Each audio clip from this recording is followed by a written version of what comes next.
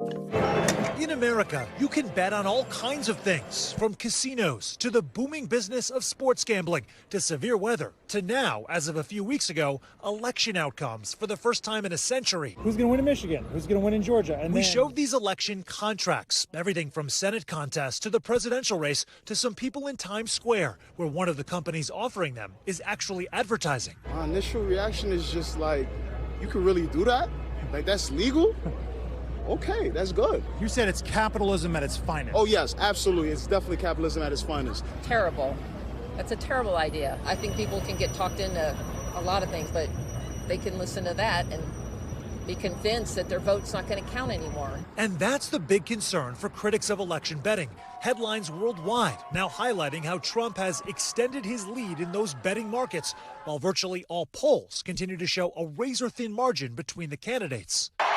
Even Trump's wealthiest backer, Elon Musk, posting without evidence to his millions of followers, the betting markets are, quote, more accurate than polls. But despite the unproven nature of that statement, the platforms are surging, including Polymarket, which is crypto-based and accepts billions of dollars in largely foreign money, where it's technically illegal for U.S. citizens to bet.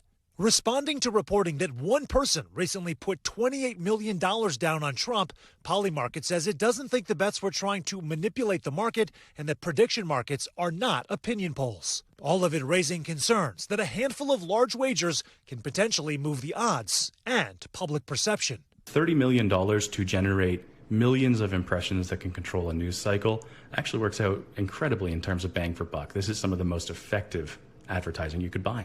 Senator Jeff Merkley of Oregon proposed legislation banning it outright in the U.S. They now have a vast incentive to spread disinformation to get the outcome that they have wagered millions of dollars on. But one of the pioneers of election betting domestically says his platform here is different and completely disagrees. The thing that markets do really well is that they have a mechanism for truth. Like, if you are right, you get paid. If you're wrong, you lose money. What if the motivation isn't making money?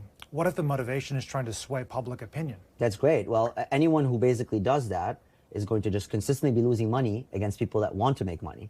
And I think one thing that we can all trust is in the United States, there's a lot of people that like making money. 28-year-old CEO Tariq Mansour of Kalshi points out his platform is federally regulated and says it only accepts bets from U.S. investors who provide social security numbers and personal identification. This is a market where we know where the money is coming from. The money is monitored. It's bringing more transparency to this whole process rather than basically keeping it in the shadows. He sued the federal regulator, the Commodity Futures Trading Commission, or CFTC, to permanently allow Kalshi to sell election bets, and says there's not a handful of wealthy investors moving his markets. If that were true, the average bet size, the median bet size would be larger on Trump than on Kamala. And this is not the case right now.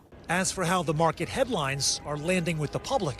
You're saying that maybe this is a form of misinformation. People may misinform people about what these odds mean. I'm saying there are definitely people who may try to misinform. Yeah, and I think that's a fair concern. I mean, I'll flip the question back as like, isn't there already a lot of misinformation? He says other countries like the UK and Australia have allowed election gambling for years. Democratizing the access to that is actually very critical. But the question might be if the platform will impact democracy. You think that it could be influential enough that people would believe what they're seeing on the betting markets, that it could sway votes? Yeah, I think it definitely could. So you think people are that impressionable? Yeah.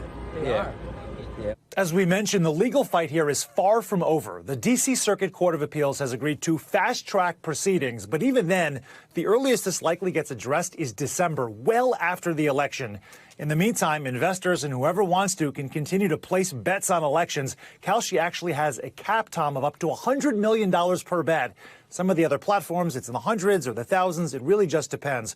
But I'd point out one other thing here, which is as we hover over the headlines, experts want to point out the markets themselves, they may correct or tighten. But if one person puts a multi-million-dollar bet down and it boosts a particular candidate for a news cycle or for a particular period of time in terms of their perception of success, that can't be undone. And it's something voters need to keep in mind when they go to the polls. Tom, let me send it back to you. Thanks for watching. Stay updated about breaking news and top stories on the NBC News app or follow us on social media.